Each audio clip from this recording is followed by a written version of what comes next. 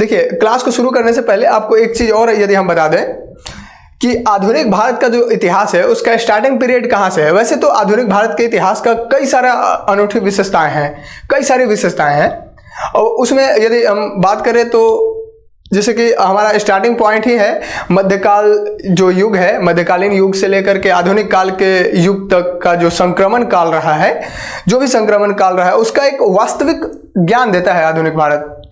आधुनिक भारत के इतिहास को जब हम पढ़ते हैं तो एक वास्तविक नॉलेज देता है हमको इस पूरे टाइम फ्रेम के अंदर, मध्यकाल से लेकर के आधुनिक काल तक। तो एक चीज तो ये होगा, इस समय अभी वर्तमान की बात नहीं कर रहे हैं हम, मतलब 17वीं 18वीं शताब्दी की बात कर रहे हैं, 18वीं शताब्दी 19वीं शताब्दी 17वीं शताब्दी की बात कर रहे हैं। उस समय कई सारे आधुनिक संस्थाएं की नींव पड़ी, कई सारे आधुनिक संस्थाएं गठित किया गया, उसका स्थापना किया गया जो आज तक प्रचलन में है।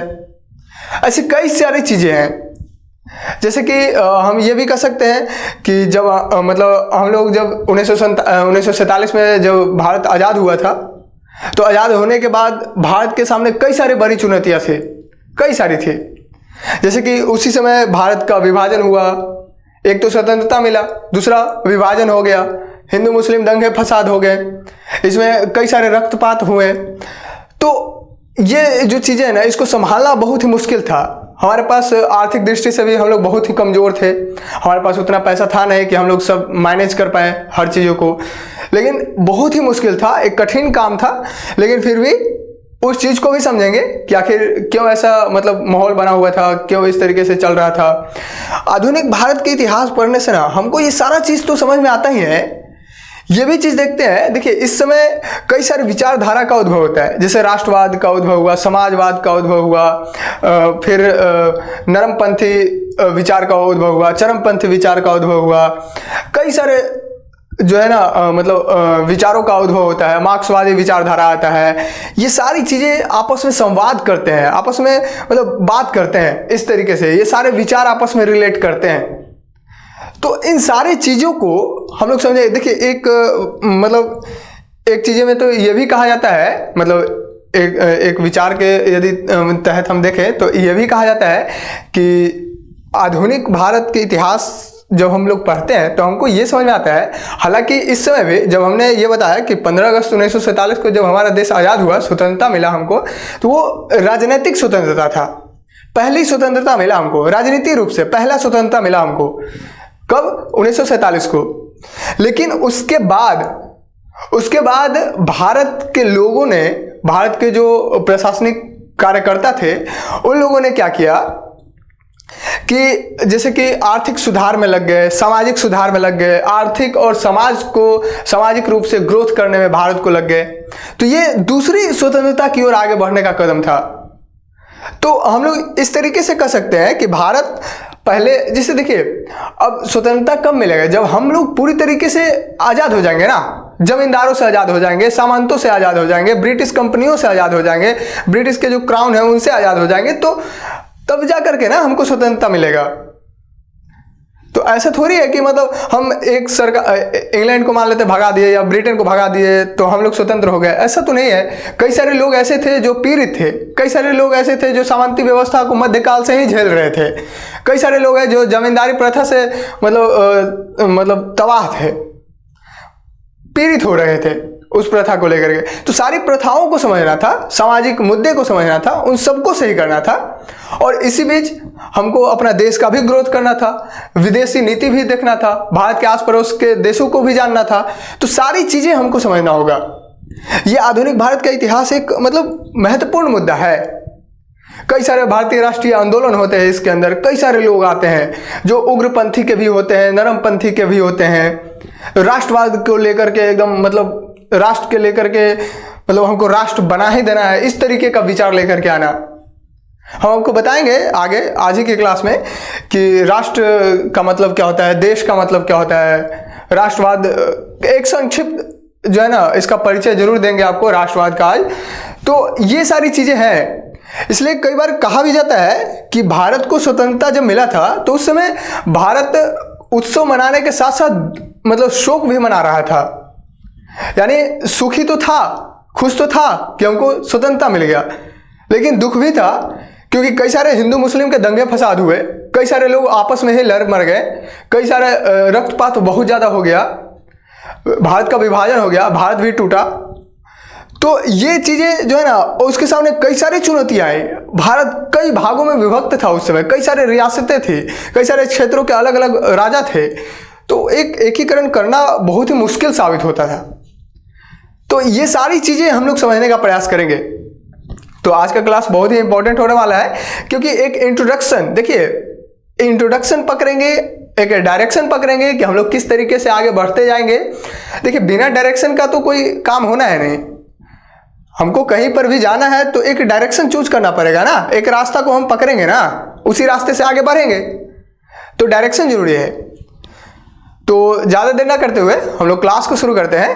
देखिए तो आज का जो हमारा टॉपिक है वो है modern India, a general introduction, यानी आधुनिक भारत का एक सामान्य परिचय की बात करेंगे, एक सामान्य जानकारी आज जानने की कोशिश करेंगे, जिसमें देखिए हम लोगों का जो स्टार्टिंग पॉइंट होगा आधुनिक भारत को पढ़ने का, वो मुगल काल के पतन से होगा।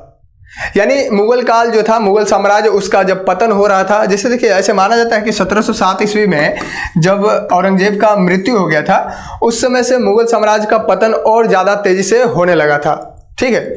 और जैसे मुगल साम्राज्य का विघटन होना स्टार्ट हो गया तो कई सारे देसी रियासतों का उद्भव हुआ।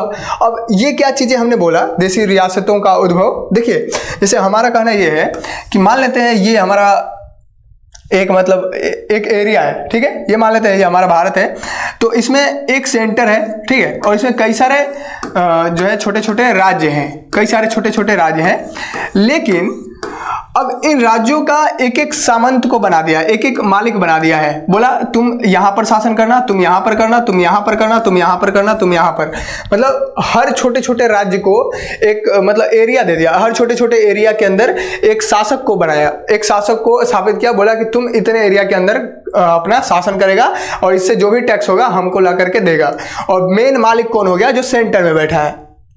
तो यहां से हम ये समझ सकते हैं कि मुगल जो साम्राज्य था, मुगल साम्राज्य की बात कर रहे हैं, जो मुगल काल, मुगल वंश के बाद आप सुने हुए होंगे, तो जो मुगल साम्राज्य था, तो मुगल साम्राज्य मेन मालिक था, मेन सेंटर था इसका, और ये सब छोटे छोटे राज्यों पर कंट्रोल करता था।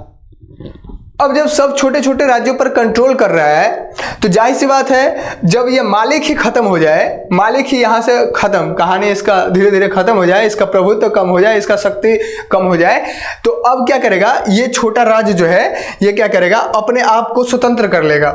ये कहेगा अब ये एरिया का मालिक हम ही है, हम ही अब फिक्स हो गया, ये एरिया हमारा है, हम इस एरिया के अंदर का राजा हो गए। तो कई सारे छोटे छोटे रियासत बन गए, देसी रियासत, देश के अंदर ही छोटे छोटे रियासत बन गए, जिसको एरिया की बात कर रहे हैं हम। तो कई सारे छोटे छोटे राजा भी बन गए, उसका मालिक हो गया, राजा बन गया। तो ये क्यों हुआ, मुगल साम्राज्य के पतन के कारण। तो इस काल से हम लोगों का स्टार्टिंग पॉइंट होगा, ठीक है, आधुनिक भारत को पढ़ने का इस काल से हम लोगों का स्टार्टिंग पॉइंट होगा। और थोड़ा सा जिसे देखिए हम डायरेक्टली यहाँ बता रहे हैं मुगल काल का साम्राज्य हो गया, डायरेक्टली यहाँ से आ रहे हैं, मुगल काल का पतन हो गया, मुगल साम्राज्य का पतन हो गया, डायरेक्टली यहाँ से आ रहे हैं। इसका मतलब ये है कि मतलब हम लोग मध्यकाल को छोड़ेंगे नहीं, मुगल साम्राज्य का थोड़ा सा उद्भव के बारे में थोड़ा बहुत जानने का प्रयास करेंगे, उसके बचपना अवस्था को जानने की कोशिश करेंगे कि कैसे मतलब स्टार्टिंग पॉइंट था उसका, कैसे कैसे करके जो है औरंगजेब फिर आया और औरंगजेब का फिर मृत्यु हुआ, तो विघटन स्टार्ट हो गया। यहां से मतलब थोड़ा सा एक आधार लेकर के आएंगे, जब हम क्लास करेंगे ना तो ऐसे करेंगे। अभी हम लोग क्लास नहीं कर रहे, बस बेसिक इंट्रोडक्शन है आधुनिक भारत को समझने का। तो आप इतना समझिए, अब मुगल साम्राज्य जो है जब पतन हुआ तो ये चल रहा था, अब देसी रियासतें का उद्भव हो रहा है, ठीक है। फिर कई सारे यूरोपीय कंपनियां यहाँ पर एंटर हो रही है, कई सारे यूरोपीय कंपनी जो है भारत के अंदर एंटर हो रही है, फ्रांसीसी कंपनी आ रही है, ब्रिटिश कंपनी आ रही है, पुर्तगाली कंपनी आ रही है, कई सारे कंपनियां भारत के अंदर आई, यूरोप से भारत में आया, क्योंकि भारत में एक बड़ा बाजार वो देख रहे हैं अपना, ठीक है। तो ये काल है 18वीं सदी के पूर्वार्ध का। देखिए ये 18वीं सदी कहने का मतलब 1700 से स्टार्ट हो गया और 1800 के बीच में, क्लियर है। तो ये हमने क्लास में बताया है, जब इंट्रोडक्शन क्लास बताया तो सदी का मतलब बताया था, शताब्दी क्या होता है। तो हमारा जो टॉपिक होगा ये होगा 18वीं सदी के पूर्वार्ध का, ठीक है, जो फर्स्ट हाफ सेंचुरी है ना 18th सेंचुरी, उसके बारे में बात करेंगे। अब समझेंगे कि 18वीं सदी के पूर्वार्ध की बात करते हैं, यानी 1750 से 1800 के बीच की बात करते हैं। लगभग ये कोई फिक्स नहीं होता, लगभग है ये। तो इस तरीके से हम लोग जो है ना सिलेबस को डिसाइड करते हैं, और यहाँ से हम लोग देखेंगे कि अब क्या हो रहा है कि भारत के अंदर ब्रिटिश कंपनियां जब आती हैं तो कई सारी चीजें होती है, जैसे कि कर्नाटक युद्ध करती है। जैसे अब देखिए यूरोपीय कंपनी भारत में आ रही, तो भारत में एक फ्रांसीसी कंपनी आई, दूसरा ब्रिटिश कंपनी आई। तो फ्रांसीसी कंपनी ये चाह रहा है कि भारत के एरिया पर हमारा अधिकार हो ताकि हम अपना व्यापार यहाँ पर ज़्यादा डेवलप कर सके, और ब्रिटिश कंपनियां चाह रही है, ब्रिटिश क्राउन चाह रहा है कि ये एरिया पर, भारत वाले एरिया पर हमारा प्रभुत्व हो, हमारा कब्जा हो, जिसकी वजह से हम अपना व्यापार ग्रोथ कर सके। तो ये दोनों जब अपना व्यापार यहाँ पर ग्रोथ करना चाह रहे हैं तो क्या करेंगे, आपस में झगड़ेंगे। ठीक है, ये दोनों क्या करते हैं, आपस में झगड़ना स्टार्ट करते हैं। कौन कौन, एक तो ब्रिटिश कंपनी और दूसरा फ्रांसीसी कंपनी। तो एक ब्रिटिश लोग आए, ठीक है, और दूसरा फ्रांसीसी लोग आए। तो ब्रिटिश और फ्रांसीसी लोग जो है ये आपस में झगड़ने लगे, और कई सारी चीजें है। ये झगड़ने का मेन कारण क्या था कि इस एरिया पर, भारत वाले एरिया पर जो है हमारा कब्जा हो, इस एरिया पर हमारा कब्जा हो, ताकि हम इस एरिया पर अपना व्यापार डेवलप कर सके, अपना आर्थिक ग्रोथ कर सके। क्लियर है।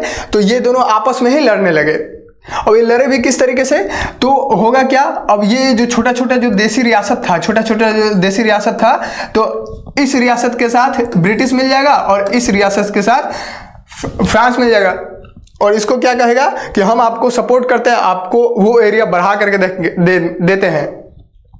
यानी कहने का मतलब ये है कि यहाँ का जो छोटा छोटा जो राजा था उसको बड़ा सपना दिखाया गया, और उन्हीं के एवज में लड़ाई स्टार्ट कर दिया गया। ऐसे खुल के सामने नहीं आया, लेकिन हुआ क्या, फिर बाद में खुल के सामने आना पड़ा। क्यों, क्योंकि इनके पीछे से लड़ना स्टार्ट किया, वो इनके पीछे से लड़ना स्टार्ट किया। अब देखिए सामने एक आदमी है और पीछे से हम बोल रहे तुम जाओ ना, लड़ो ना, हम तुमको सपोर्ट करेंगे। तो ये लड़ने तो चला गया, और ये लड़ने इसलिए गया क्योंकि इसको लालच दिया गया। ठीक है, और उधर से भी वैसा ही हो रहा है। अब दोनों जब बीच में हार गया तो फिर हम आमने सामने आ गए और फिर हम युद्ध करने लगे। तो फ्रांस की और ब्रिटिश के साथ कई सारे युद्ध हुए। वैसे कर्नाटक का युद्ध आपने सुना भी होगा, कर्नाटक में कई सारे युद्ध हुए। कर्नाटक युद्ध के बारे में बात आपने सुना भी होगा शायद। तो कर्नाटक युद्ध में हुआ, पांडिचेरी के पास कई सारे युद्ध हुए। वैसे देखिए कर्नाटक युद्ध कब से कब तक चला, ये देखिए अब यहाँ हम बात करते हैं, क्योंकि देखिए अब हम लोग 18वीं सदी के पूर्वार्ध की बात कर रहे हैं, 1750 के आसपास की बात कर रहे हैं। तो यहाँ से आप देख सकते हैं सबसे कर्नाटक में तीन युद्ध हुआ। एक तो युद्ध हुआ 1746 में स्टार्ट हुआ। एक युद्ध कब हुआ, कर्नाटक में पहला युद्ध हुआ 1746 में अंग्रेज और ब्रिटिश सरकार के बीच। ये कैसे हुआ, तो ये हुआ जैसे देखिए फ्रांस का जो मतलब एक गवर्नर जनरल था उस समय, फ्रांस का एक गवर्नर जनरल था जिसका नाम था डुप्ले।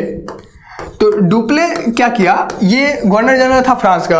अब इसने क्या किया, ब्रिटिश सरकार को जो है हरा दिया, ब्रिटिश कंपनी को वहां से हरा दिया, और 1746 से 48 के बीच ये युद्ध हुआ था। तो इस युद्ध में, कर्नाटक के पहले युद्ध में, फ्रांसीसी सब वहां पर अपना जीत स्थापित कर दिया और उस एरिया में अपना प्रभुत्व जमाने लगे। तो ब्रिटिश सरकार को लगा कि ये तो धीरे धीरे करके फिर फ्रांस इस एरिया पर कब्जा करेगा, तो फिर हमको तो दिक्कत हो जाएगा ना। तब फिर क्या हुआ कि धीरे धीरे एक और शासक आया, ब्रिटिश को लेकर के एक शासक आया जिनका नाम था रॉबर्ट क्लाइव। रॉबर्ट क्लाइव का आपने नाम सुना भी होगा शायद। रॉबर्ट क्लाइव आया, और रॉबर्ट क्लाइव ने फिर से फ्रांसीसी जो दावेदार थे, फ्रांसीसी जो भी शासक थे, वो जिस एरिया के दावेदार थे, मतलब जिस एरिया पर वो लोग कब्जा किए हुए थे, उसको वो तोड़ने लगा, और धीरे धीरे करके फिर से युद्ध का माहौल बनाया।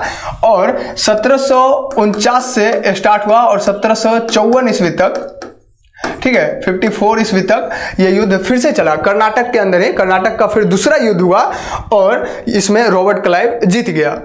और फ्रांसीसी लोग कमजोर होने लगे। जिससे कि इसमें हुआ क्या, फ्रांसीसी लोग जब कमजोर होने लगे, अब इनको लगा कि अब तो हम हार जाएंगे तो हमारा पूरा एरिया पर कब्जा कर लेगा। तो ये क्या कर दिया फ्रांसीसी सब क्या किया, रॉबर्ट क्लाइव से जाकर के, ब्रिटिश सरकार से जाकर के क्या किया कि एक संधि कर लिया। पांडिचेरी के अंदर ही एक संधि हुआ, ठीक है। तो एक संधि किया, फिर उसके बाद क्या हुआ, और फिर ये तो फिराक में फिर से लगा हुआ था और ये चाह रहा था कि अभी भी ये संधि हुआ है, बस ये एरिया हमारा नहीं हुआ है, तो एक काम करते हैं, धीरे धीरे अब वो चल ही रहा था कि 2 साल के बाद फिर से क्या किया इन लोगों ने कि 2 साल के बाद फिर से 1756 में स्टार्ट किया युद्ध, फ्रांस से फिर से युद्ध किया और पूरे एरिया पर कब्जा करने स्टार्ट कर दिया।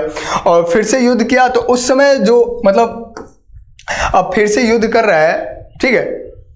इस समय जो मतलब ब्रिटिश सरकार का जो गवर्नर था, जब 1756 में फिर स्टार्ट हुआ, देखिए ये 1754 में जब ये रॉबर्ट क्लाइव जब यहाँ पर जीता था, यहाँ फ्रांसीसियों को हरा करके, तो फिर इसको दूसरे जगह शिफ्ट कर दिया गया था। फिर ब्रिटिश सरकार का गवर्नर जनरल एक और बनाया गया जिसका नाम था आयरकूट, ठीक है। आयरकूट को जो है ये यहाँ का गवर्नर जनरल बनाया गया और ये फिर से फ्रांस को जो है युद्ध के लिए तैयार किया और युद्ध किया इसे। और फिर 1756 से लगभग 1763 तक लगभग 7 वर्ष लगातार युद्ध हुआ और इस युद्ध में ब्रिटिश सरकार जीत गया। और इस युद्ध को रोकने के लिए, देखिए कभी भी कोई युद्ध होता है ना तो पूरी तरह से समाप्त नहीं हो पाता, उसको जो है ना संधि से, एक ट्रीटी होता है, एक संधि से क्या करते हैं ये लोग कि उसको समाप्त कर देते हैं। तो इन लोग क्या किए कि भारत के अंदर संधि न करके ये दोनों ब्रिटिश और ये फ्रांसीसी दोनों कहाँ गए थे, यूरोप के। तो यूरोप महादेश के अंदर वहाँ पर गए और वहाँ पेरिस जो फ्रांस का शहर था, तो पेरिस के अंदर इन लोग ये एक संधि किए और उस संधि के माध्यम से ये युद्ध फिर से बंद हो गया और फ्रांस वहां से हट गया। और इस समय ब्रिटिश सरकार एक बड़ा शक्ति के रूप में उभर करके आता है, एक बड़ा शक्ति के रूप में उभर करके आता है भारत के। और भारत के जितने भी शासक थे, जितने भी राजा थे, वो सब अब डरने वाला माहौल जैसा, डर जैसा माहौल पैदा हो रहा है इन लोगों के बीच, समझे क्यों? क्योंकि अब ये सबसे जीत रहा है ब्रिटिश सरकार, तो पावरफुल तो है, इसके पास सैन्य शक्ति भी है, आर्थिक दृष्टि से भी मजबूत है। तो ये चीजें हैं। 7 वर्षों तक युद्ध हुआ है तो कर्नाटक के ऊपर। अब देखिए उसके बाद फिर क्या हुआ है, अब आप खुद समझ सकते हैं, एक इससे क्वेश्चन भी आता है कि आप खुद समझिए कि धरती है भारत का, ठीक है, घर है, यहां हमारा घर है, ये घर है और घर के सामने एक खुला मैदान है। अब हो क्या रहा है कि हमारे घर पर हम बैठे हुए हैं, घर के छत पर बैठे हुए हैं और सामने मैदान में 2 लोग बाहरी आए और आपस में लड़ रहे हैं और हम कुछ नहीं कर रहे हैं। क्यों? हम लोग भी डर रहे हैं कि हम लोग जाएं तो हो सकता है हमको भी मार देगा, हमारे एरिया पर भी कब्जा कर लेगा, इसलिए शांति से बस देखते रहो। यही हाल पानीपत के युद्ध में हुआ है। वैसे हम डिस्कस करेंगे आगे आने वाले क्लासों में कि मतलब पानीपत में किस तरीके से हुआ है कि सब आता है और पानीपत में युद्ध कर रहा है और हम खिड़की से बस देख रहे हैं, रूम के अंदर बैठ के आराम से देख रहे हैं युद्ध चल रहा है। इस तरीके से माहौल बना हुआ है। हमारा एरिया है, हमारे एरिया पर कोई दूसरा आता है, उधर से कोई दूसरा आता है, दोनों आपस में लड़ते हैं और आपस में कहते हैं ये एरिया, ये घर हमारा है। गजब का मतलब स्थिति बना हुआ है। तो भारत का स्थिति यहां तक मतलब गया हुआ था। अब आप खुद समझिए ना कि हमारे घर के सामने कोई युद्ध करे, आकर के लड़े, तो हम लोग क्या करते हैं, हम लोग डायरेक्टली उसको भगाते हैं, जाओ अपन जहां लड़ना है वहां जाओ, नहीं तो पुलिस को कॉल करते हैं, वो आकर के उन लोगों को लेकर के जाता है। तो कुछ ना कुछ तो करते हैं ना। यहाँ कोई ऑप्शन ही नहीं है, ठीक है, यहाँ कोई ऑप्शन नहीं है। आप किसको कॉल कीजिएगा? आप खुद ही राजा हैं, आप उस एरिया के खुद ही राजा हैं, आप ही कुछ नहीं कर सकते। समझ रहे? ये माहौल बना हुआ है। फिर उसके बाद 1757 में अब ये रॉबर्ट क्लाइव यहाँ जीता फ्रांस से, ठीक है। तो रॉबर्ट क्लाइव को उठा करके भेज दिया गया कि जाओ प्लासी में जाकर के तो थोड़ा देखो, वहाँ बंगाल के नवाब सब मतलब बदमाशी कर रहे हो, उसको तनी जाकर के सुधारो। तो बंगाल के नवाब कौन थे? सिराजुद्दौला। सिराजुद्दौला की यदि हम बात करें तो देखिए बंगाल के नवाब कौन थे? सिराजुद्दौला। अब देखिए सिराजुद्दौला बंगाल के नवाब हैं, ठीक है। और प्लासी में भागीरथी नदी के किनारे प्लासी नाम का एक जगह था। प्लासी में क्या हुआ कि 23 जून 1757 में युद्ध होता है। किसके बीच? ब्रिटिश कंपनी के बीच और सिराजुद्दौला के बीच, जिसमें जाहिर सी बात है सिराजुद्दौला को हार का सामना करना पड़ा। यहां पे ब्रिटिश कंपनी की तरफ से कौन लड़ रहा है? Robert Clive. अब ये एक तो रॉबर्ट क्लाइव इतना कॉन्फिडेंस में होगा क्योंकि अभी यहाँ पर अभी हमने बताया भी कि अभी 1749 से 54 के बीच अभी 2 साल पहले युद्ध जीत करके आया, फ्रांसीसियों को हरा करके आया है, अपने लेवल के आदमी को हरा करके आया है। तो यहाँ तो अपना लेवल का है ही नहीं सिराजुद्दौला, इसको तो हम कहीं भी हटा देंगे। तो 1757 में युद्ध हुआ, इसी को बुलाया गया रॉबर्ट क्लाइव को, ये युद्ध जीत करके भी दिखाया, जिसके अंदर का तो कॉन्फिडेंस था ना। तो इसको जीतने के बाद ना और कॉन्फिडेंस आ गया ब्रिटिश सरकार के लेकर के कि अब तो भारत के राजाओं को भी हम हरा रहे हैं और अपने जो हमारे जो दोस्त थे, हमारे जो यूरोपियन कंट्री थे, यूरोपियन जो कंट्री के लोग थे, उनको भी हरा रहे हैं, फ्रांसीसियों को हरा रहे हैं। तो अब जाहिर सी बात है सबको हरा रहा है तो कॉन्फिडेंस तो और आएगा। तो जो भी अब बोल रहा है उसको जो है हराना स्टार्ट कर रहे हैं ये लोग। तो फिर क्या हुआ? 1764 के अंदर फिर बक्सर का युद्ध होता है। ठीक है, बक्सर का युद्ध हुआ। अब 1764 के अंदर जब बक्सर का युद्ध होता है तो इसमें कई सारे लोग मिलते हैं। अब देखिए, इन लोगों को लगा कि बंगाल के नवाब को लगा कि सिराजुद्दौला को तो हरा ही दिया 1757 में, तो बंगाल का नवाब मीर कासिम को बना दिया था। ये जिससे देखिए सिराजुद्दौला जब हारा था तो इस समय कई सारी चीज़ें भी थी, इसका कई सारा जो है ना, ये रॉबर्ट क्लाइव षड्यंत्र किया था, इसके अपने आदमी को फूट डलवाया था, फूट डालो राज करो का जो नीति है ना, उस तरीके से काम किया था, षड्यंत्र के दम पर जो है सिराजुद्दौला को हराया था। तो ये चीज़ें भी समझना होगा हमको, आगे हम समझेंगे भी। तो यहाँ बक्सर की लड़ाई में क्या हुआ कि एक तो ब्रिटिश कंपनी खुद ही, मतलब ब्रिटिश कंपनी के साथ उस समय ब्रिटिश कंपनी की तरफ से जो गवर्नर जनरल था उसका नाम था हेक्टर मुनरो।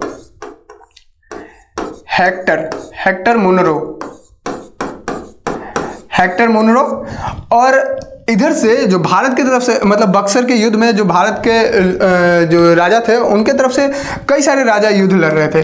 जैसे हम ये कह सकते हैं अवध के नवाब थे, ठीक है, फिर बंगाल के नवाब थे, और फिर मुगल का भी एक, मतलब अब आप कहिएगा कि मुगल साम्राज्य का तो पतन हो गया ना, कोई बात नहीं, पतन हुआ, शक्ति कमजोर हुआ, लेकिन मुगल के कुछ तो वंशज तो रहते थे ना, वंशज तो थे। तो मुगल साम्राज्य के वंशज जो थे उसका नाम था शाह आलम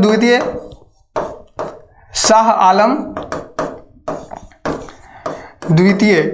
अब देखिए, शाह आलम सेकंड था, शाह आलम द्वितीय था। बंगाल के नवाब मीर कासिम, और फिर अवध के नवाब में शुजा-उद-दौला था। ठीक है, शुजा-उद-दौला।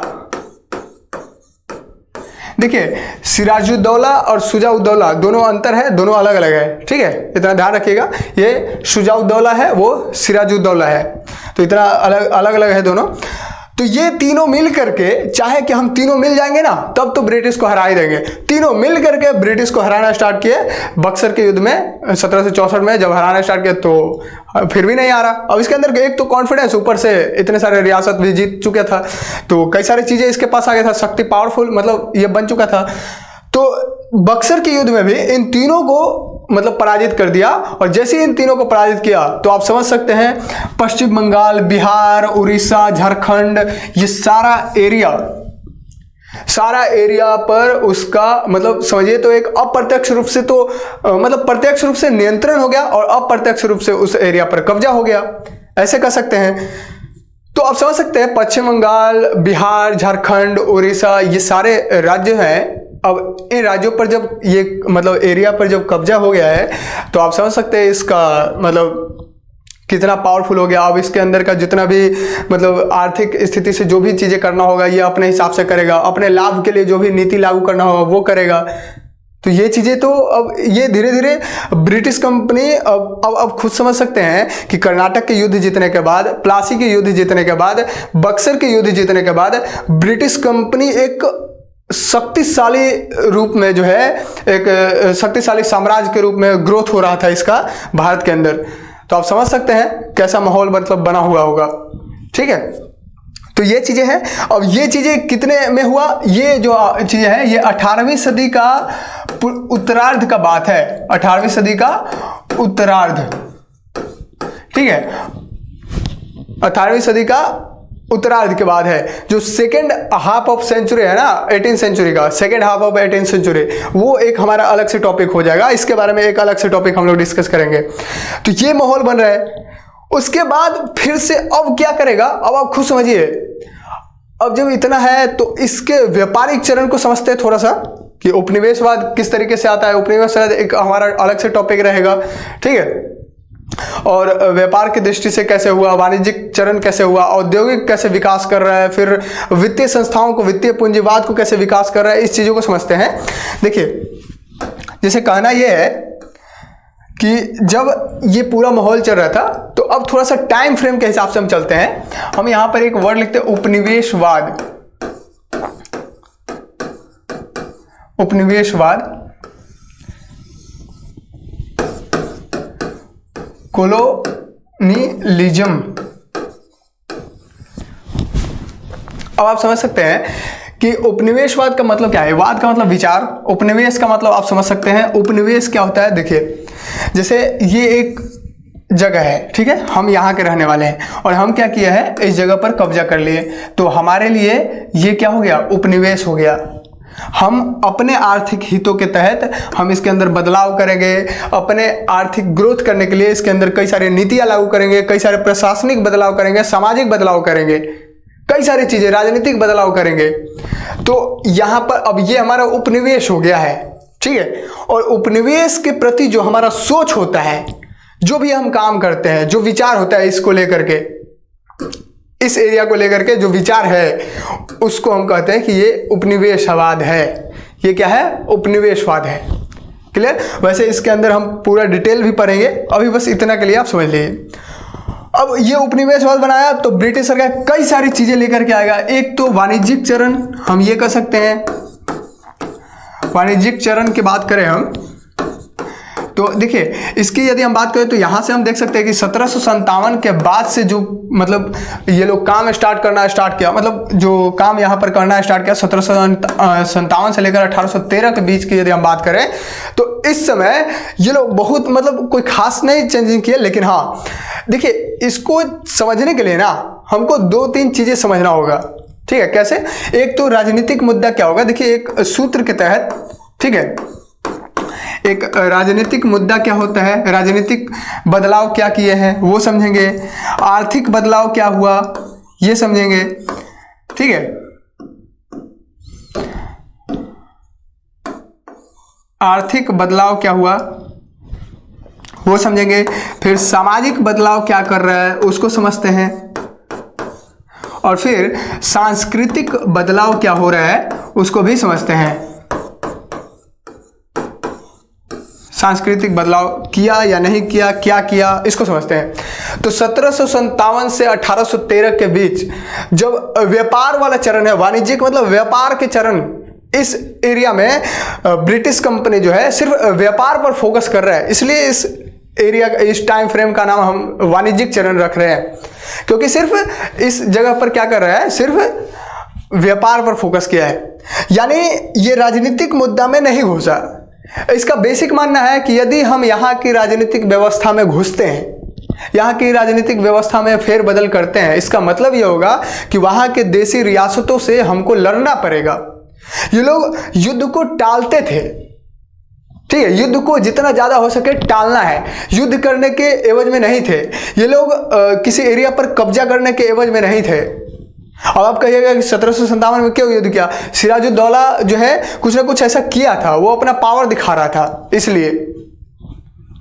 बक्सर के युद्ध में भी वो तीनों मिल करके कुछ ऐसा, देखिए ब्रिटिश का बेसिक मानना था कि हम लोग यहाँ पर व्यापार करेंगे, हम लोगों को आर्थिक ग्रोथ करना है, इसलिए हम लोग जो है ज़्यादा फोकस युद्ध पर नहीं करेंगे, हम लोग ज़्यादा फोकस अपने जो सामान है, अपने जो व्यापार है उसके ऊपर करेंगे। हम जितने भी चीज़ें यहाँ से मतलब भारत से जो भी चीज़ें कमाएंगे, जो भी इनकम होगा, उसी पैसे का कुछ परसेंटेज हम वहाँ भेजेंगे, लेकिन बड़े पैसे जो है बड़ा मुद्दा। मान लेते हैं कि 100 रुपया कमाया हमने, तो उसमें से 80 रुपया जो है हम भारत में ही और निवेश करेंगे, व्यापार को और बढ़ाएंगे और कई सारी फैक्ट्रियां लगाएंगे, कई सारे निवेश के जो है ना मतलब निवेश करना स्टार्ट करेंगे बहुत सारा, और 20 रुपया हम अपने देश भेजेंगे।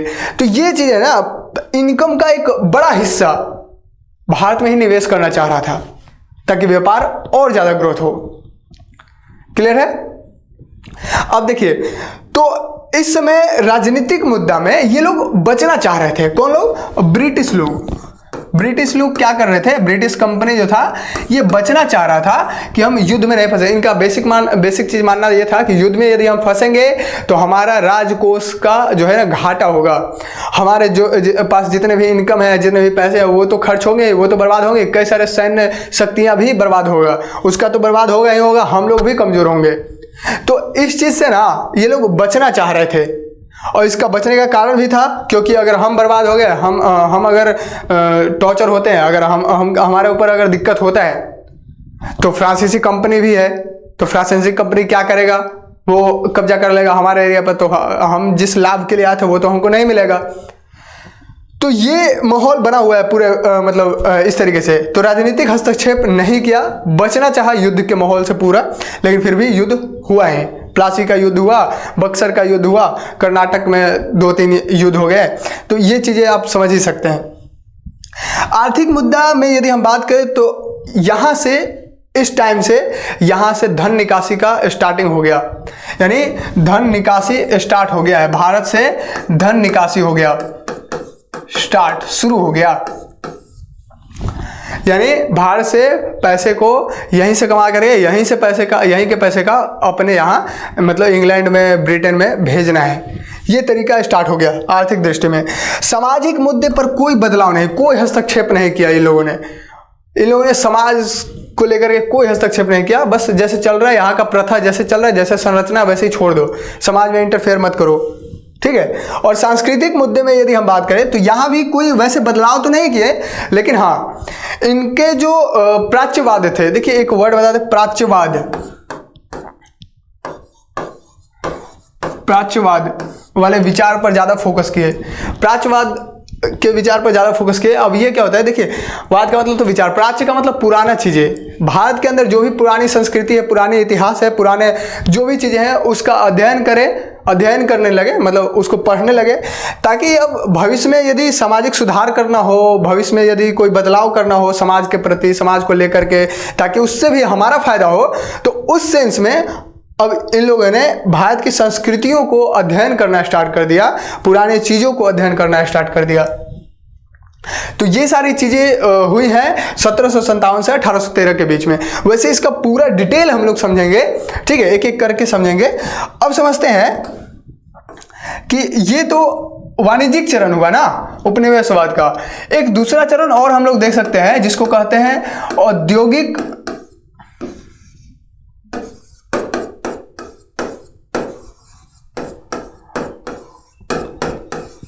औद्योगिक पूंजीवादी चरण।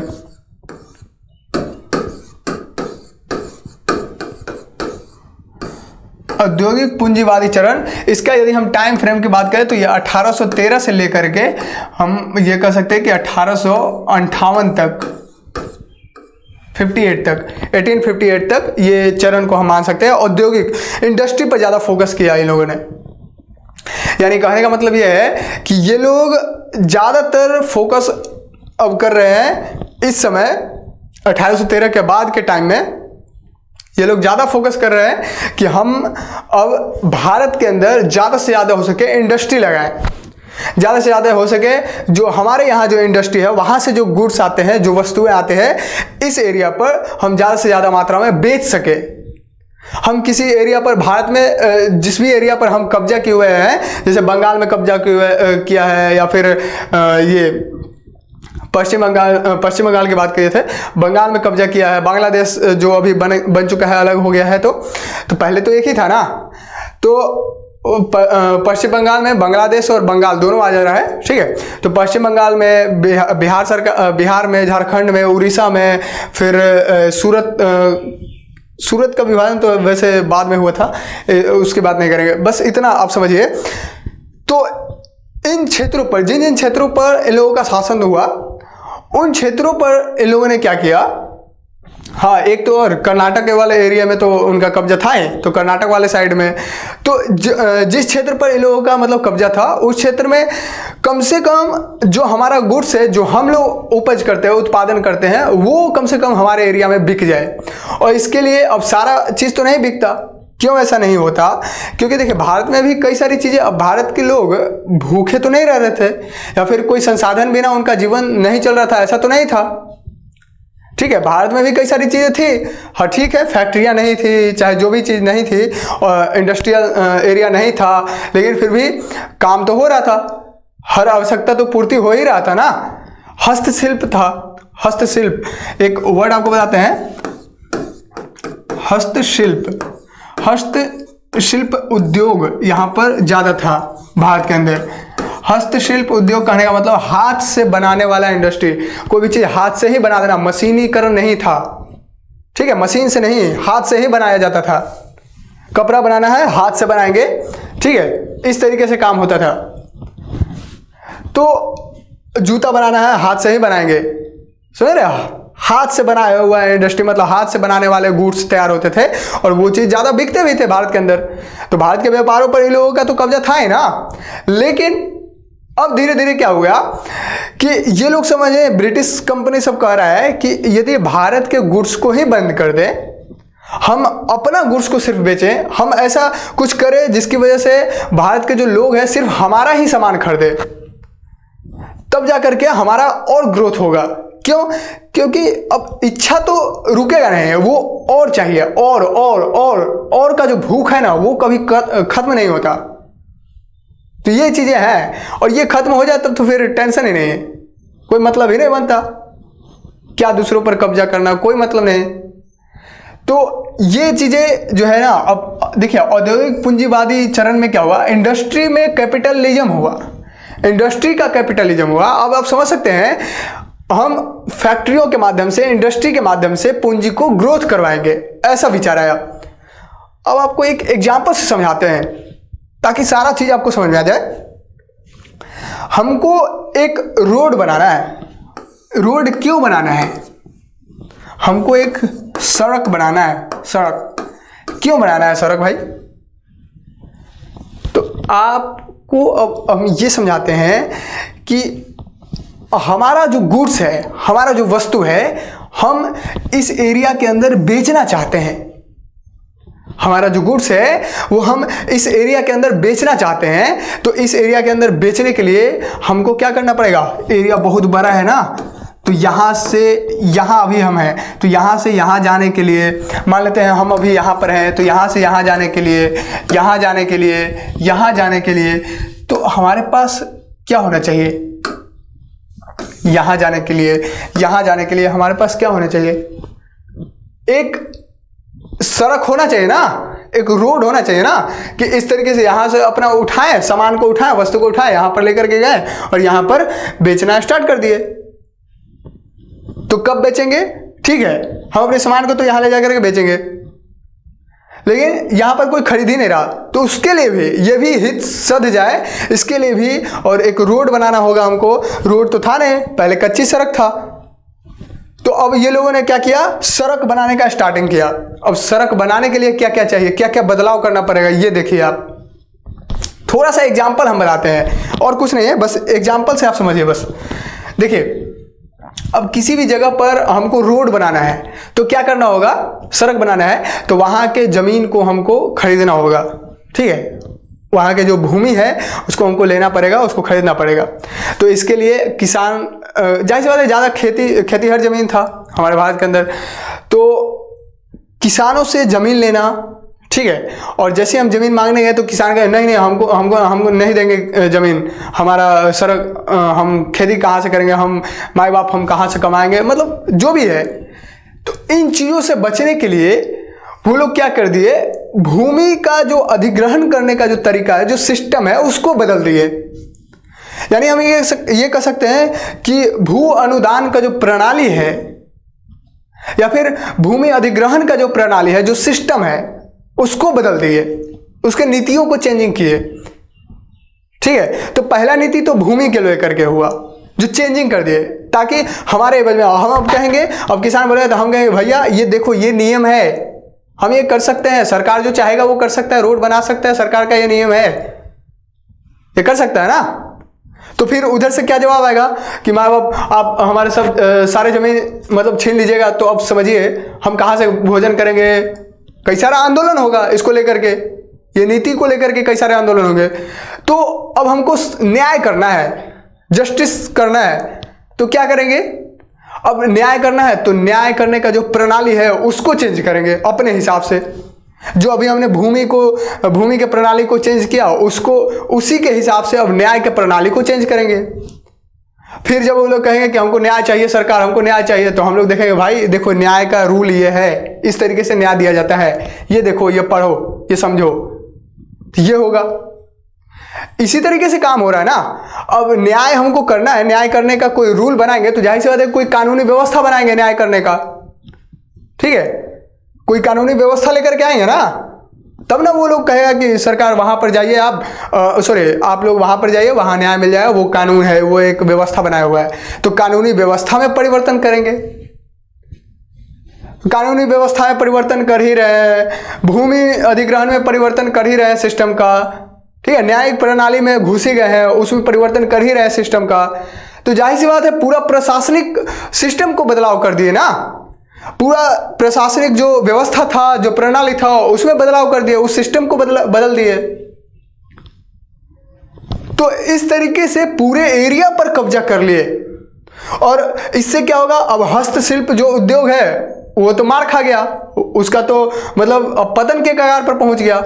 ये उद्योग, हाथ से बनाने वाला जो इंडस्ट्री था, ये तो लगभग खत्म हो गया। क्यों? क्योंकि इसका सामान नहीं खरीदना है, इसको बेचने का अलाउ ही नहीं करेंगे, क्योंकि इस एरिया का पूरा नीति पर कंट्रोल ब्रिटिश कंपनी का हो गया। तो ब्रिटिश कंपनी ऐसे उद्योगों को बढ़ने ही नहीं देगा, आगे बढ़ने ही नहीं देगा। तो इस तरीके से अपना गुड्स को इस एरिया पर बेचना स्टार्ट कर दिए। कई लोग कई लोग ये कहते हैं, हमसे भी कई लोग बोले हैं, वैसे आप भी आपके साथ भी ये बात हुआ होगा कि कुछ भी कहो, ब्रिटिश सरकार हमारे देश में रेलगाड़ी दे करके गया है, ट्रेन दे करके गया है। अगर वो नहीं देता तो रेल आज हम लोग बनाते भी या नहीं बनाते कोई पता भी नहीं था। कई लोग ऐसे कहते हैं, वो हमारे देश को आधुनिक बना करके गया है। एक बेसिक सा चीज है, आप खुद समझिए ना, वो लोग भाई क्यों बना रहा था, पटरी क्यों बनाया, रेल क्यों बनाया, क्यों रेलगाड़ी यहां पर चलाया, इस भारत के एरिया में क्यों चलाया? अपना हित साधने के लिए ना, अपना ग्रोथ करने के लिए। अब जब अपना ग्रोथ करने के चक्कर में दूसरे का भी ग्रोथ हो जाता है, थोड़ा बहुत दूसरे का भी कुछ ना कुछ भला हो जाता है, तो हम ये थोड़ी कहेंगे कि हम तुम्हारा ग्रोथ कर रहे थे, ये नहीं ना कर सकते हैं। उस दिन हमने एक एग्जांपल बताया था आपको कि यदि एक चाटा हम इधर मार रहे हैं तो हम तो मारे हैं ना, हम उसके कान ठीक करने के लिए थोड़ी मारे थे। अब गलती से कान भी ठीक हो गया तो अब हमको बाद में पता चला तो हम कह रहे देखो हम तुमको मारे थे इसलिए क्योंकि कान ठीक करना था तुम्हारा, क्योंकि तुम्हारा कान खराब था। ये हमारा जिम्मेदारी बनता है कि हम तुम्हारा कान को सही कर दे। ऐसा तो नहीं था, आपके मारने के टाइम में ऐसा इंटेंशन तो था नहीं। अगर ऐसा इंटेंशन होता तो आप इतने सारे युद्ध नहीं करते, इतने सारे क्षेत्रीय विवाद नहीं करते, इतने सारे मतलब नियम को चेंजिंग नहीं करते, न्यायिक व्यवस्था को नहीं बदलते। अगर आपको यहाँ का विकास करना होता तो आप डायरेक्टली यहाँ पर आते, सरकार से मिलते, वहाँ के लोगों से मिलते, वहाँ के लोगों को ये प्रोत्साहन करते, ये मतलब विश्वास दिलाते कि देखिए हम आपके अंदर आपके देश को ग्रोथ करवाएंगे, आपको आधुनिकरण करेंगे, आपका देश का आधुनिक बनाएंगे आपको, ऐसा कहता ना। तो ये तो था नहीं। अब खुद समझ रहे हैं, रेल बना भी रहा है तो कहाँ से, रेल का इंजन बनाता है कहाँ, अपने यहाँ।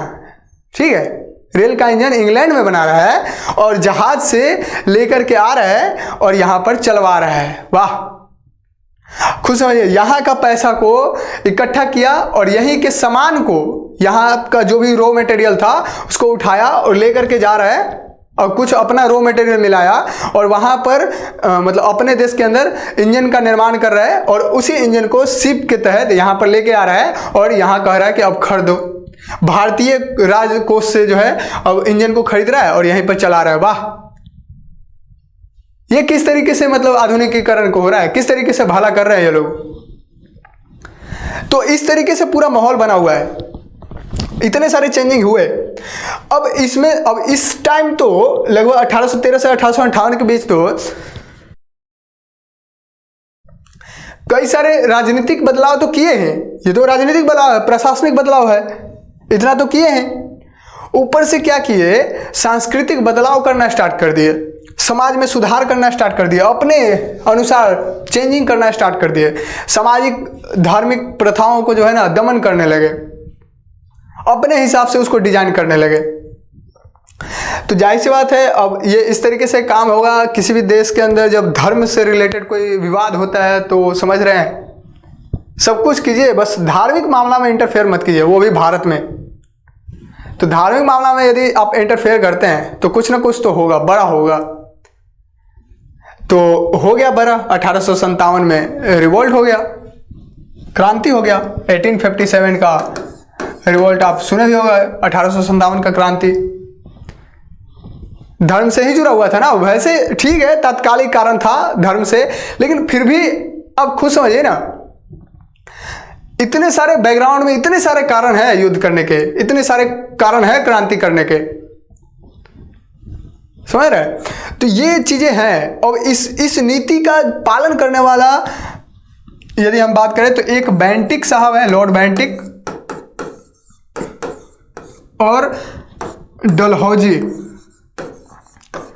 लॉर्ड बेंटिक और लॉर्ड डलहौजी इस नीति को बखूबी एकदम, जो ब्रिटिश अधिकारी थे, गवर्नर जनरल थे, ये इस नीति को ये औद्योगिक इंडस्ट्रियल कैपिटलिज्म को जो है, इंडस्ट्रियल कैपिटलिज्म यानी औद्योगिक पूंजीवाद को जो है, ये इस नीति को ये आराम से जो है पालन करवा रहे थे।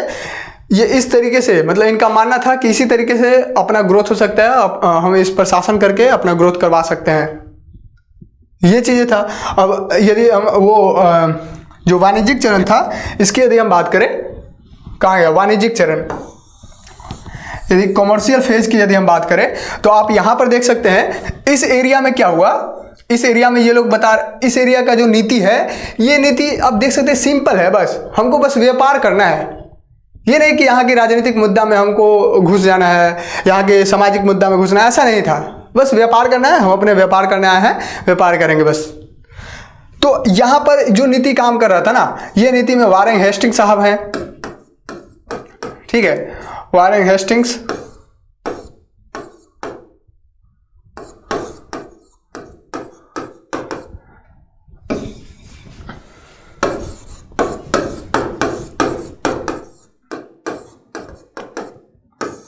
वारेन हेस्टिंग्स साहब है, ठीक है। एक है मिंटो साहब, मिंटो। तो आप समझ सकते हैं लॉर्ड मिंटो, वारेन हेस्टिंग, ये सब नीति जो है, इनका नीति लगभग सही था। ये लोग का मानना था कि नहीं, सिर्फ व्यापार पर ज़्यादा फोकस करो, युद्ध पर फोकस करेगा, हमारा राजकोषीय घाटा होगा ज़्यादा, ठीक है। तो ये इन लोगों का नीति था। अब बेंटिक डलहौजी का नीति ऐसा है कि नहीं, सब पर कब्जा करो, फिर अपने हिसाब से काम करो, अपने लिए बाजार को खोलना है, खोलो। तो अब 1857 का रिवोल्ट हो गया, क्रांति हो गया। तो अब इन लोगों को औद्योगिक पूंजीवादी नीति से जो है ना अलग हटना पड़ा, इस नीति को बदलना पड़ा और एक नया पॉलिसी डेवलप करना पड़ा। वो नीति डेवलप क्या की है इन लोगों ने, वो नीति इन लोगों ने डेवलप किया उपनिवेशवाद के अंदर है। एक और चरण हम लोग देखेंगे जिसको कहते हैं वित्तीय पूंजीवादी चरण, वित्तीय पूंजीवादी चरण, ठीक है। इसकी यदि हम शुरुआत की बात करें तो 1858 के बाद ये जो है ना स्टार्ट हो गया। 1858 के बाद जो भी नीति काम करे इस तरीके से वित्तीय पूंजीवादी चरण, यानी देखिए कहने का मतलब ये है कि अब फाइनेंस के तौर पर फाइनेंशियल कैपिटलिज्म वाला फेज जो है ना यहाँ से स्टार्ट करते हैं और यहाँ से नियम में बदलाव किए क्या नियम में बदलाव किए? तो आप यहां पर 2-3 नियमों को समझ सकते हैं। देखिए क्यों ऐसा बदलाव किए, क्योंकि 1857 में इतना बड़ा रिवोल्ट हो गया, ठीक है। तो सबसे पहला कारण तो रिवोल्ट अगला न हो, अगला ऐसा एकीकरण, ऐसा विद्रोह ना हो, इसके लिए हमको नीति को बदलना होगा, ठीक है। दूसरा, हमको भारत में एक बड़ा बाजार बनाना है, अपने लिए एक बड़ा सुरक्षित जगह बनाना है, ताकि हमारा आर्थिक मजबूत बना रहे हमेशा। तो दूसरा मैटर ये हुआ। अब इसको लेकर के क्या क्या चीजें हुआ है आप यहां पर समझ सकते हैं। देखिए राजनीति में क्या किया इन लोगों ने, जैसे प्रशासनिक विभाग में इन लोगों ने क्या किया, प्रशासनिक में इन लोगों ने चेंजिंग क्या किया कि सिविल सर्विसेज को लेकर के आया, ठीक है। वैसे देखिए एक चीज और हमको, यदि आपको हम बता दें सिविल सर्विस की बात किए तो एक चीज और ध्यान में आ रहा है कि यहां पर औद्योगिक पूंजीवादी नीति में बेंटिक और डलहौजी के साथ साथ एक और थे अधिकारी जिसका नाम था लॉर्ड मैकाले। मैकाले का नाम आपने सुना भी होगा, ठीक है, लॉर्ड मैकाले। अब इसने शिक्षा व्यवस्था को जो है ना अपने हिसाब से डिजाइन किया। यहाँ की शिक्षा जो व्यवस्था थी, शिक्षा व्यवस्था को अपने हिसाब से डिजाइन किया, और जब शिक्षा व्यवस्था का डिजाइन किया तो सामाजिक धार्मिक सुधार भी करना स्टार्ट कर दिया, उसमें हस्तक्षेप करना स्टार्ट कर दिया, ठीक है, और अपने तरीके से यहाँ पर स्टार्टिंग किया है शिक्षा को लेकर के। तो लॉर्ड मैकाले भी एक अच्छा मतलब यहाँ पर टॉपिक बन जाता है हमारे लिए, तो इसको लेकर के भी पढ़ेंगे। वैसे प्रशासनिक विभाग में इन लोगों ने क्या किया, सिविल सर्विसेज को लेकर के आया, ठीक है, सिविल सर्विस को लेकर के आया, और भी चीजें लेकर के आया, जैसे कि पुलिस प्रशासनिक पुलिस व्यवस्था को सही किया, सिविल सर्विस का एग्जाम, जिसे सिविल सर्विस इसलिए लेकर के आया ताकि सब लोगों को ये मतलब, देखिए इसका एक तो कारण ये है कि हमारे लोग तो पुलिस व्यवस्था में जाएंगे ही, भारत के लोग भी जो चाहे वो पढ़ करके हमारी प्रशासनिक व्यवस्था में आ सकते हैं, ताकि इससे क्या होगा ना कि भारत के लोग संतुष्ट रहेंगे, विद्रोह नहीं होगा। इस तरीके से लेकर के आए जो सिविल सर्विस लेकर के आते हैं, ठीक है। तो अब आप खुद समझिए ना, अब देना तो है, जॉब किसको देना है, ब्रिटिश अधिकारी को है। तो ब्रिटिश अधिकारी के पास आप ठीक है एग्जाम दे करके भी जाते हैं, पास भी कर देते हैं, जाएंगे तो लास्टली ब्रिटिश अधिकारी के पास है इंटरव्यू के लिए। तो जब अधिकारी के पास जाएंगे तो वो कुछ ना कुछ करके आपको निकाल देगा। तो ये सारे मैटर बन रहे हैं, लेकिन फिर भी एक संतुष्टि के लिए चलो भाई हम तुम लोगों के लिए भी कुछ ना कुछ कर ही रहे हैं, ऐसा माहौल बना दिया ताकि दोबारा ऐसा विद्रोह ना हो, दोबारा ये असंतुष्ट ना रहे ये लोग, इस तरीके से। तो सिविल सर्विस को लेकर के आए, पुलिस व्यवस्था को सही किया, कई सारे राजनीतिक जो पॉलिसी पिछले कुछ दिनों में बनाए थे, कुछ सालों में, उसको चेंजिंग किए। यहाँ पर एक चीज और हम देखें तो सामाजिक दृष्टि से यदि देखें तो ये लोग पूरा नियम को ही पलट दिए। जो औद्योगिक पूंजीवाद में जो नियम बनाए हुए थे, हस्तक्षेप करना है, ये वो सारे काम कर रहे थे, पूरा नियम को ही पलट दिया। अब सामाजिक हस्तक्षेप करना ही नहीं है, समाज में जो करना है, जो प्रथा चल रहा है छोड़ दो, कोई मैटर नहीं बनता, उसमें हस्तक्षेप करो ही मत। क्योंकि ये लोग समझ चुके हैं यदि हम धर्म से जुड़ा हुआ कोई विवाद करते हैं ना, यदि हम समाज से, सामाजिक प्रथा से यदि कोई हम हस्तक्षेप करते हैं तो फिर सहा नहीं जाएगा इन लोगों से, ये लोग कुछ ना कुछ फिर से विद्रोह करेंगे। तो सामाजिक हस्तक्षेप को बंद कर दो। तो इस तरीके से काम हुआ, सांस्कृतिक हस्तक्षेप को बंद कर दो। अब सिर्फ काम इस तरीके से करो। और राजनीतिक मुद्दा में क्या कर दिया इन लोगों ने, राजनीतिक मुद्दा की यदि हम बात करें, राजनीतिक मुद्दा की यदि हम बात करें तो आप यहां पर राजनीतिक एरिया में देख सकते हैं कि इस समय ये लोगों ने क्या कर दिया कि जितने भी छोटे छोटे जो राज्य थे, यानी ये इस एरिया के अंदर जितने भी छोटे छोटे राज्य थे जिस पर ब्रिटिश सरकार का मतलब एरिया पर कब्जा भी था, तो ये छोटे छोटे राज्य के जो जमींदार थे, जो राजा थे, उन लोगों को कहा कि एक काम करते हैं, हम आपसे मतलब कुछ नहीं करेंगे, आपके ऊपर शासन कुछ नहीं होगा, ना ही आपके अंदर के जो भी लोग हैं उसके अंदर मतलब जो भी जनता है उसके ऊपर हम शासन नहीं करेंगे। हमको बस, हम यहाँ पर बैठे हैं, आप बस हमको यहाँ पर टैक्स ले आन करके भर दीजिएगा, हर महीने, हर साल, जो भी हो, साल के हिसाब से, महीने के हिसाब से, तो आप बस हमको कर चुकाते रहिए, टैक्स देते रहिएगा, हम आप पे कोई कंट्रोल नहीं करेंगे। ये एक सामंतवादी व्यवस्था जैसा, जो राजा था उसको सामंत बना दिया। था तो ये लोग राजा ना, इनको बना क्या दिया, सामंत। देखिए सामंत होता क्या था, सामंत ये मध्यकाल का वैसे प्रथा जो भी है आप व्यवस्था है। सामंतवाद क्या होता है, एक विचार है सामंत को लेकर के। अब देखिए सामंत को यदि समझ तो सामंतवाद आप समझ जाइएगा।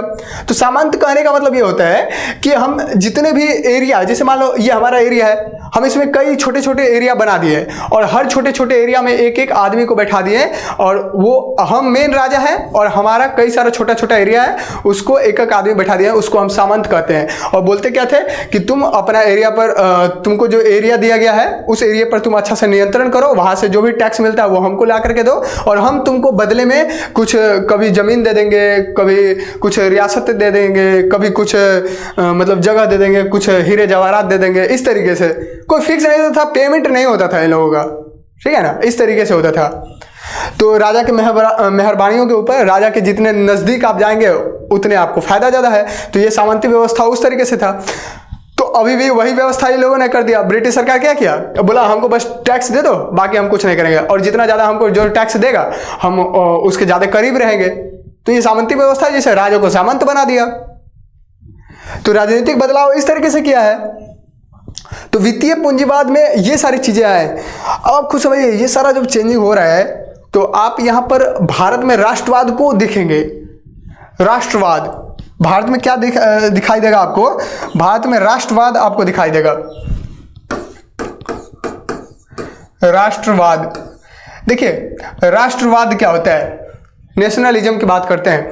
वैसे देखिए ये राष्ट्रवाद जो दिखाई दे रहा है ये आज ही से थोड़ी दिखाई दे रहा है, ये तो दिखाई दे रहा है हमको 1857 का लड़ाई हो गया, युद्ध हो गया, उस समय से आप देख सकते हैं। तो भारत में राष्ट्रवाद का उदय इन लोगों के नीतियों के खिलाफ होगा ना।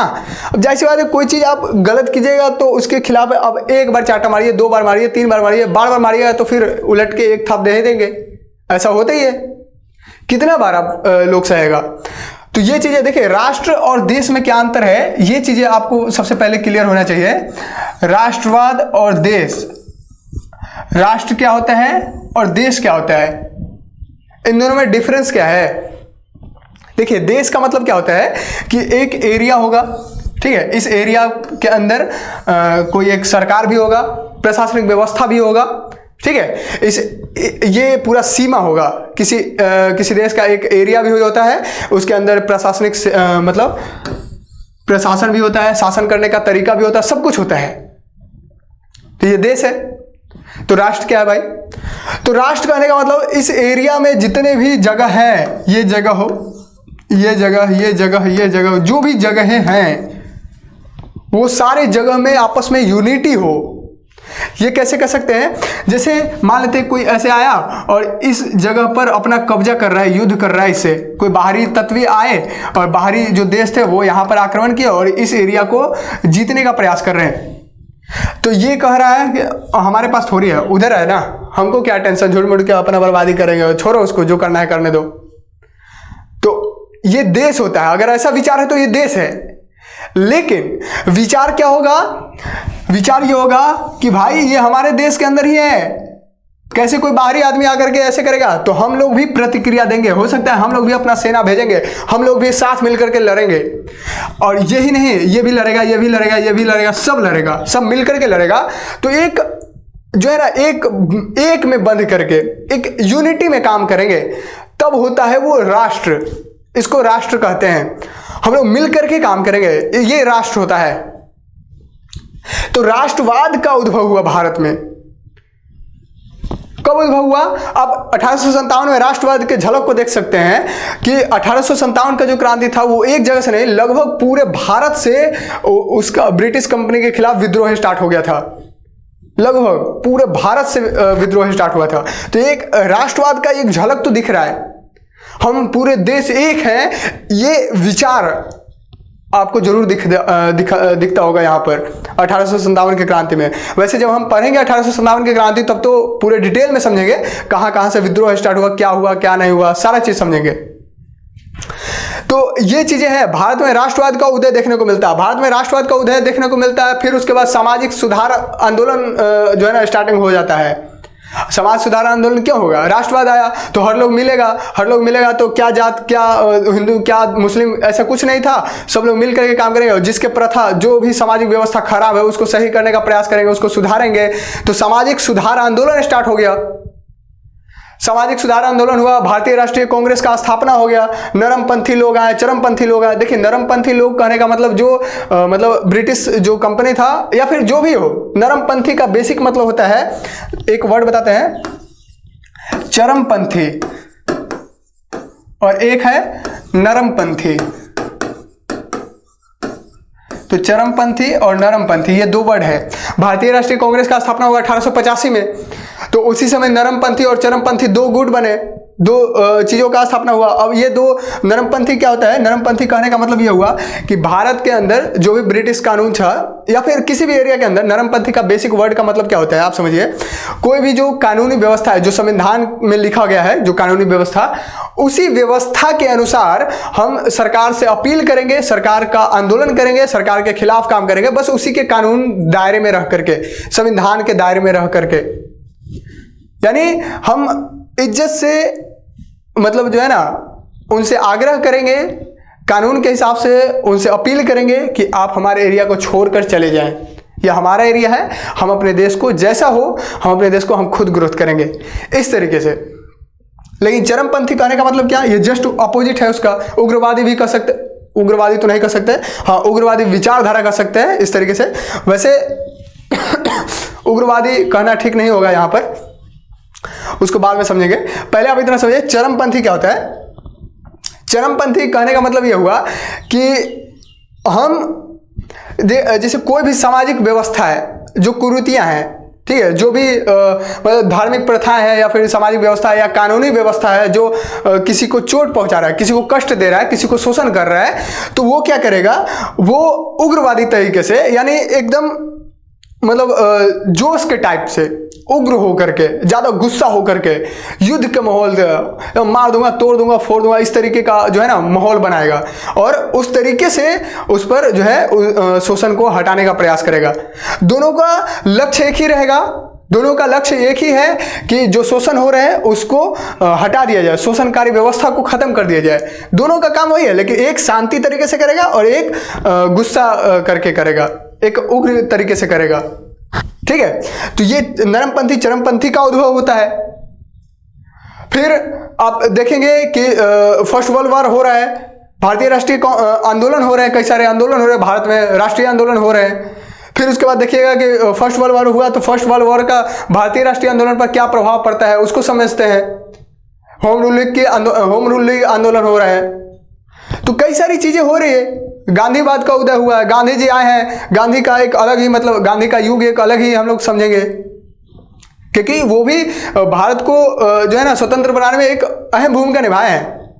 वो यूनिटी तैयार किए हैं, एकता तैयार किए हैं पूरे भारत के अंदर, राष्ट्र के प्रति एक गौरव का जो है ना सोच डेवलप करवाए हैं।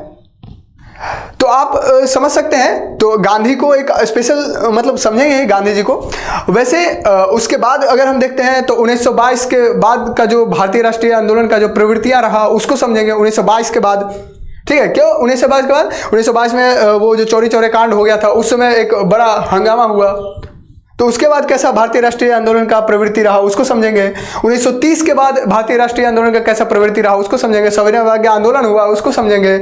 फिर भारतीय राष्ट्रीय आंदोलन में वामपंथी एक नजर आता है, वामपंथी राजनीति होता है, ठीक है। वामपंथी को लेकर के राजनीति हो रहा है। ये देखिए वामपंथी क्या होता है, किसी समाज में या फिर किसी भी देश के अंदर जो भी पीड़ित लोग हैं, जो कई सारे दिनों से जमींदारों पर प्रथाओं से, सामंती व्यवस्थाओं से, कानूनों से, ब्रिटिश कंपनियों के द्वारा कई सारी चीजों से शोषण हो रहा है उनका, वो पीड़ित है लोग, तो उनके प्रति जो सोच रख रहा है ना उस तरीके का लोगों को वामपंथी कहते हैं, ठीक है।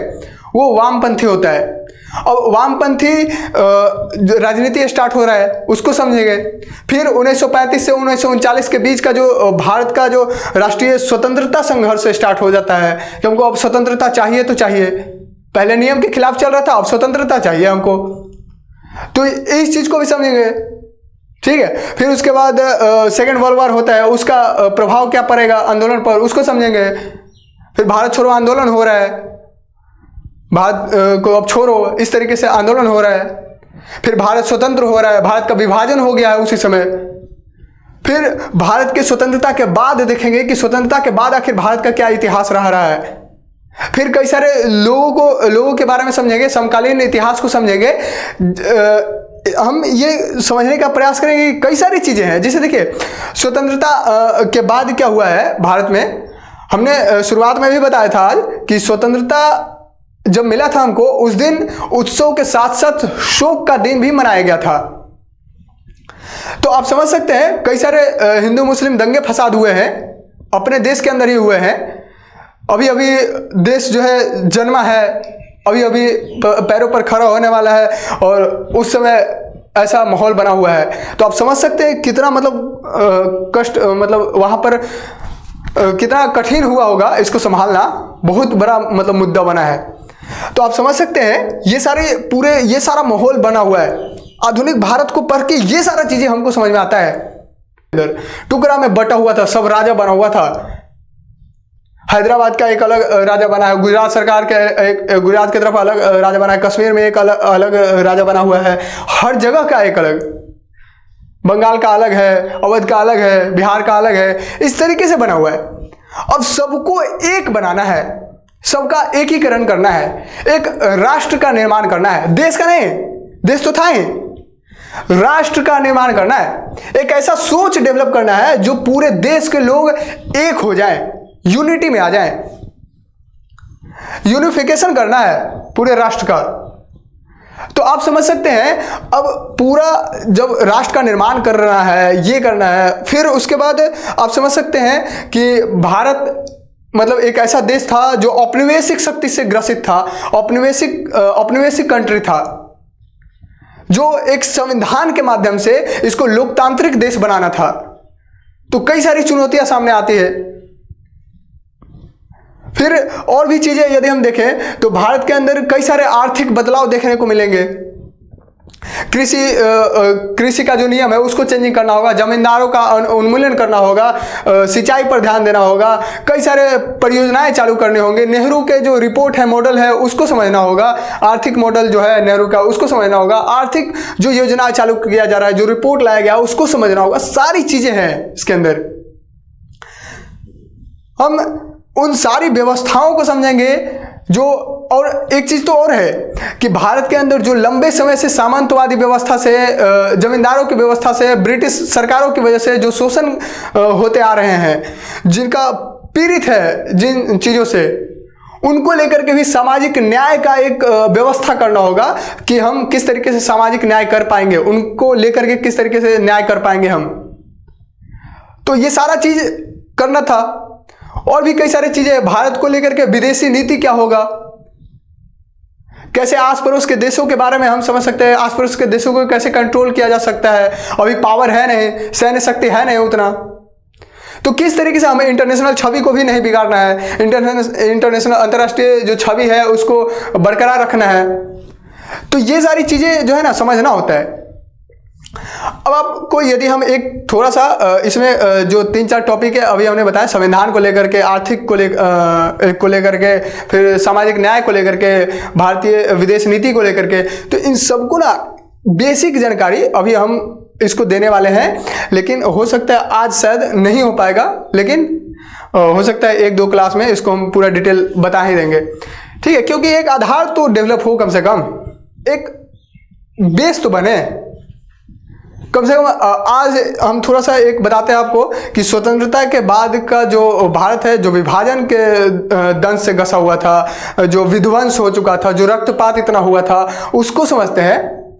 तो उससे एक टॉपिक हम लोग समझते हैं पहले कि भारत में राष्ट्र का जो एकीकरण बना है, राष्ट्र निर्माण का जो काम हुआ है, भारतीय जो रियासतें थी उसका जो एकीकरण चल रहा है, उसको लेकर के सरदार वल्लभ भाई पटेल जी का मतलब क्या रोल रहा है उसको थोड़ा सा समझ लेते हैं। और फिर कल से हम लोग संविधान के बारे में थोड़ा सा समझेंगे, फिर आर्थिक के बारे में, फिर लगभग 1-2 क्लास में इसको क्लियर करेंगे, और उसके बाद फिर से हम लोग क्लास को स्टार्ट करेंगे आधुनिक भारत को, ठीक है।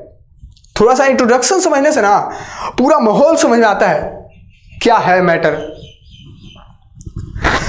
तो कहना यह है कि सरदार वल्लभ भाई पटेल एक अहम भूमिका निभाए हैं इस पूरे देशी रियासत को मिलाने में, इस पूरे कंट्री को मिलाने में वल्लभ भाई पटेल एक मतलब अहम रोल अदा किए हैं। यानी हम ये कह सकते हैं कि जैसे देखिए भारत में जितने सारे मतलब छोटे छोटे जो भी राजा बने हुए थे, जो भी रियासत था, जो भी क्षेत्र पर राजा यहाँ पर मतलब बना हुआ था, सबको एक बनाना है। इसमें सबसे बड़ा रोल सरदार वल्लभ भाई पटेल का रहा। और वो कैसे रहा, देखिए यहाँ तक कि ये उस समय जो सरकार था भारत का, वो सरकार जो गवर्नर जनरल था वो क्या था, लॉर्ड माउंटबेटन। लॉर्ड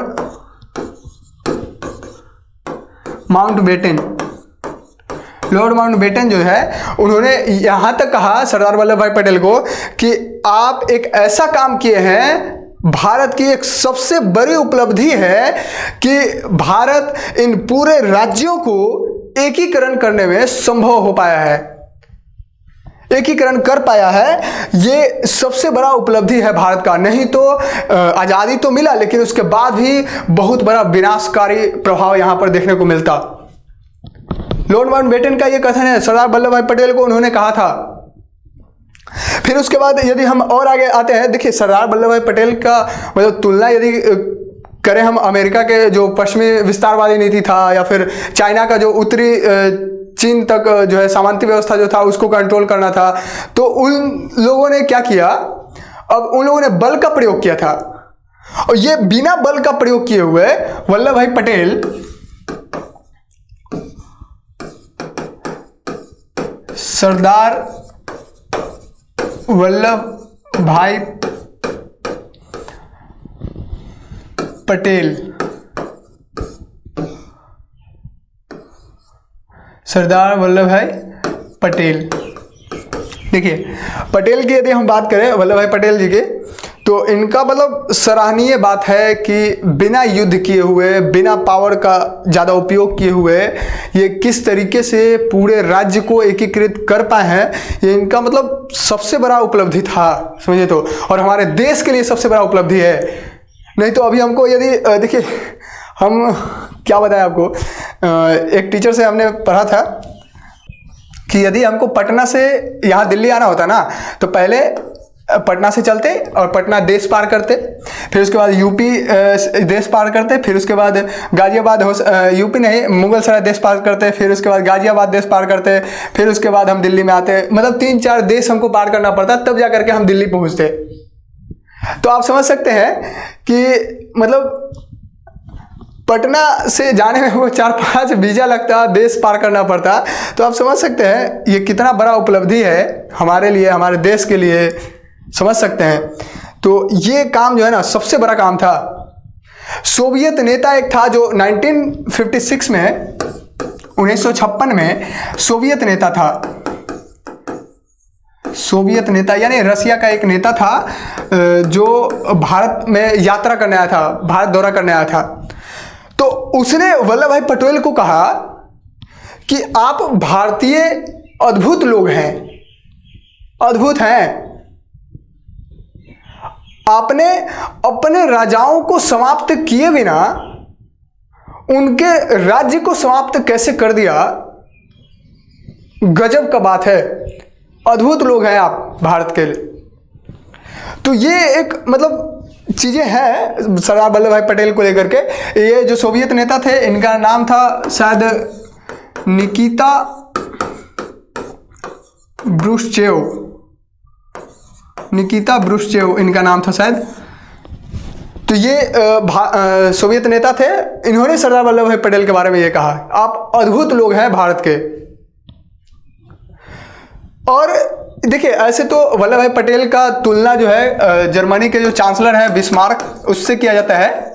बिस्मार्क का नाम आपने सुना भी होगा, तो जर्मनी के चांसलर बिस्मार्क है, तो इनसे तुलना ज़्यादातर जो है सरदार वल्लभ भाई पटेल का किया जाएगा। लेकिन हम यदि कहें तो वल्लभ भाई पटेल ये बिस्मार्क से भी ऊपर की चीज़ है, आगे की चीज़ है।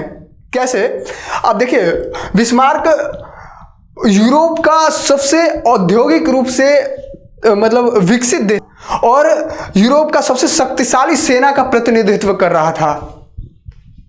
और भारत में सरदार वल्लभ भाई पटेल आप देखिए, जिसके पास सेना का मतलब जो है पावर बहुत कम है, बहुत ही लो है, पावर है ही नहीं उतना। ऊपर से अभी अभी दंगे फसाद, हिंदू मुस्लिम दंगे फसाद का, रक्तपात का दंश सहा है, आहत लगा है इसको, भारत को। ऐसा स्थिति है भारत के अंदर, आर्थिक दृष्टि से बहुत कमजोर है भारत। उस समय भारत के पूरे रियासतों को एक बनाना, राष्ट्र का निर्माण करना बहुत बड़ी उपलब्धि होती है, बहुत बड़ी बात होती है। तो हम ये सारा मुद्दा समझेंगे, कैसे हुआ है, क्या हुआ है, कई सारे क्लास होंगे, ठीक है, इसको हम समझेंगे, डिटेल में समझेंगे। ये एक इंट्रोडक्शन क्लास था आधुनिक भारत का। वैसे हम अभी और इसका इंट्रोडक्शन, ये तो पार्ट 1 है जनरली, इंट्रोडक्शन का पार्ट 2 भी आ सकता है, क्योंकि देखिए अभी हमने बताया कि संविधान के निर्माण में कुछ दिक्कतें हुई। वैसे तो बोल के निकल गए हैं, लेकिन थोड़ा सा हम चाह रहे हैं कि एक इंट्रोडक्शन आपको पता चले, कम से कम एक इंट्रोडक्शन आपको जरूर बताएं, उसके बाद हम आगे बढ़ेंगे, ठीक है। थोड़ा सा समय और लगे, लेकिन कोई दिक्कत नहीं, डिटेल में समझें। तो जो भी चीज़ें हैं, आज का क्लास आपको कैसा लगा आप ज़रूर बताइएगा। तो मिलते हैं फिर नेक्स्ट क्लास में।